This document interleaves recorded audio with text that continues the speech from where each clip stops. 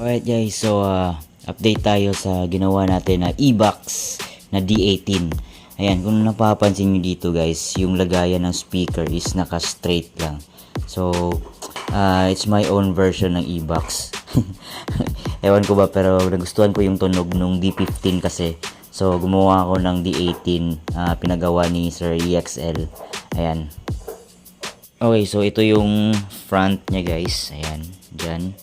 Tapos dyan yung speaker. Ayan. Tapos eto yung magiging cover niya. Ganyan. So, dyan. Okay. So, bali doble yung kapal ng lagayan ng speaker guys. Alright. Tapos naka T-nuts. Ayan. Tapos yung labasan ng hangin guys is 6 inches to. Yan, 6 inches yan. Alright. So, susukatin natin guys. Okay. Okay, yung back niya guys is eto, 24.7. So, yung depende na yung mga point kasi guys. Depende kasi sa kapal. So, ito is kung pinag-combine nyo yung dalawang plyboard, magiging 3.6 cm or 1.7 inches. Ayan. So, kaya ito yung naging sukat niya guys. Yung sa likuran guys 24.7 or 24 inch 0.7. Okay. By 23 guys. So, 24.7 by 23. Yan yung sa likod. Okay. So, yung bottom part naman guys o sa ilalim is ito.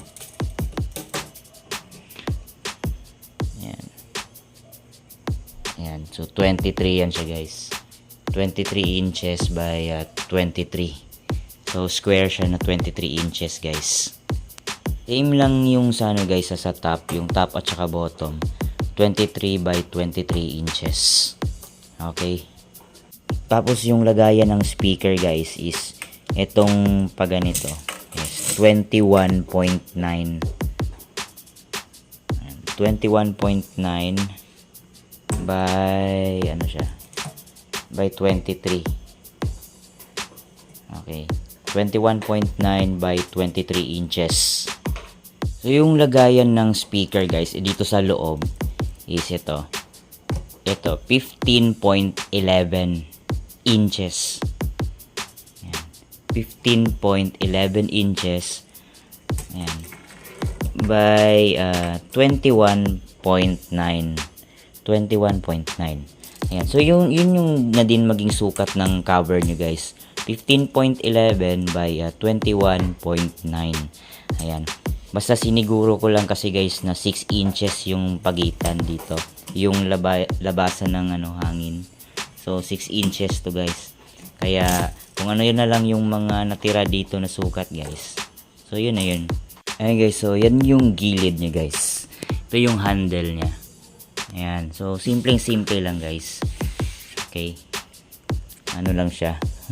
Ito lang kasi yung request ni Mr. Customer. Kaya sinunod ko lang yung gusto niya. Which is good thing din kasi makakatipid ka sa mga materyales. Ayan. So, matibay din to kasi kahoy siya guys. Alright. So, ito yung loob guys. So, ito yung sa side view. Ayan. Side view. So, ito yung loob niya. So, malaki yung space sa loob niya guys. Ayan. So, pang D18 to guys Ito yung sa handle guys. Ayan. Ano lang siya. Kahoy lang din yung nakaabang. Ayan. So, 6 inches tong labasan ng hangin guys. Okay. So, try natin lagay yung takip niya. Ayan yung takip niya guys. Ayan. So, yung sa ilalim guys, lalagyan pa natin yan ng bracing guys yan dito sa gitna. Ayan, lalagyan. Pati sa ibabaw guys, lagyan pa natin ng bracing yan. So, hindi pa to tapos yung sa loob guys, lalagyan natin yan ng bracing kasi D18 to. So, para iwas vibration guys, tadtarin natin yan ng bracing. Alright. Ayan, so, ganyan lang yung itsura ng likod guys. So, dalawang speakon lang. So, dalawa para for parallel connection purposes. Ayan, baka gusto nyang i-parallel. So, at least dalawa na. So, yan yung likod guys. Alright, so update na lang tayo guys sa mga susunod sa pag-continue ng pagbuo nitong ating e-box na D18 na sarili nating version. Alright.